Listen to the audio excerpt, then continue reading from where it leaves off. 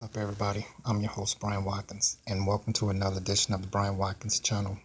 My subject today will be about what I miss about the group Ready for the World. The reason why I'm making this video is for all of the Ready for the World fans all across the world, just like myself. Let's get started. I clearly remember when I came into a knowledge of the group Ready for the World. It was in 1986.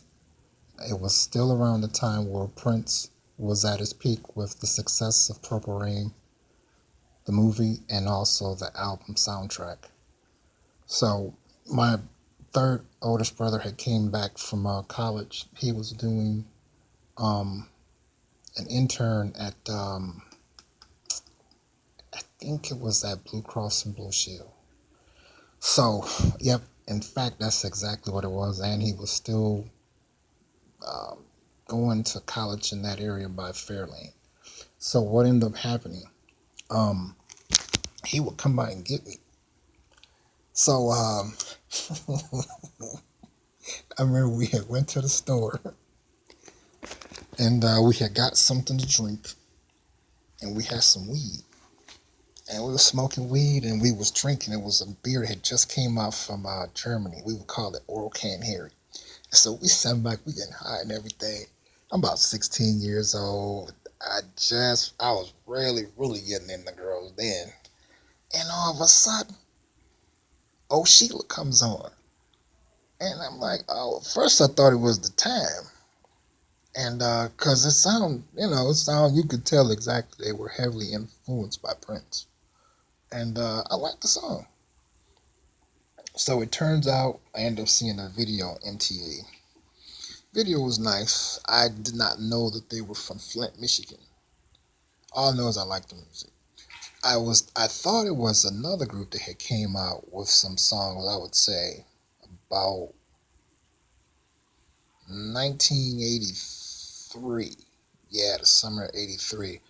The group was called God, I forgot their name. They made a song, it was Lover Boys, something. They made a song called Let's Go Out Tonight. But I ended up learning that the second song they had made was actually by Ready for the World, and it was called I forgot the name, but it was like a mild major hit. So anyway, getting back to Ready for the World at that time. So by this time, they didn't blew up. The song is number one, and I remember clearly why that song brought a lot of memories because I was dating this one girl, right, and we was in a long distant relationship. I lived in Detroit. She lived in Inkster. I was going to Inkster High, but I ended up getting into it with my father, so I ended up moving back to Detroit. And we had I broke up with her, but we had ended up hooking back up. So what happened was she wasn't putting out. And it just so happened I had bumped into this other girl that I had met at my second oldest brother's wedding. And we had a good time. So, I had just started working at Hardee's on 9 Mile and John R. in Hazel Park. I was going to Persian High still, but I was working in Hazel Park. So she was like, well, I want to come over. I'm just like, well, yeah, you can come over. She was like, all right, me and my girl gonna come over. So by this time, like I said, Ready for the World, Oh Sheila, it is like number one. So I'm like, yeah, cool. So she came over. She ended up setting it out. So I dumped the other girl because she wasn't trying to, put out. So what ended up happening, okay, so we kicking, right, we dating, whatever. So wintertime come around. Ready for the World drops the jam called Let Me Love You Down. That was my jam because it was like I would get up in the morning. Well, she would call it, would wake me up. Like I said, I'm 16. I'm not only in the girls, but I'm sleeping with them too. So I'm like, man, I love that song. Like I said, then, let's see, a few months after that, they came out with another song called Digital Display.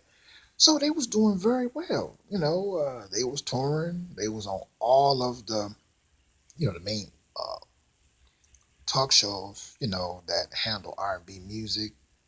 And I was like, all right, well, they're probably gonna be around for a while. Then they just gone. Never heard nothing else from them. So what do I miss about Ready for the World? Everything, because they didn't sound like nobody. You could, like I said, you could tell that they were influenced by Prince, but they had their own originality, and all of them played live instruments. The songs actually made sense, or at least to me they did. So, what I miss most about Ready for the World?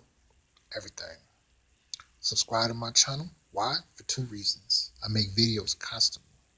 And also, I'm running a contest where you can win cash and prizes. How does it work? Simple. By hitting my subscribe button, I'm always going to use previous videos. And I'll give you the name of the video because I want you to win. All you have to do is watch the entire video. I'm going to say something in the video. For an example, say I've made a video about a car, a BMW. Yeah, I have a BMW, and the series is, you have to be the first one to put the answer down in that comment section. If you're the first one, you win cash prize, first place. If you come in second, you still win a cash prize of just being second place. If you come in third place, you still win a cash prize. So if you want a part of this, hit that subscribe button right now while it's fresh on your mind. Those of you who like my video, click that you do. I appreciate your viewing, your support, subscribing to my channel, and sharing my channel with your family and friends. I couldn't do any of this without you. Those of you who don't like my video, you know who you are. Click that you don't like it, and please don't leave silly comments because I'm not going to respond to them anyway. Also, continue to leave comments and video requests. I appreciate the support I'm receiving from those. I will respond to you at my earliest convenience. And also don't forget to make a donation to continue to support the Brian Watkins channel at the link in my description box. Don't you go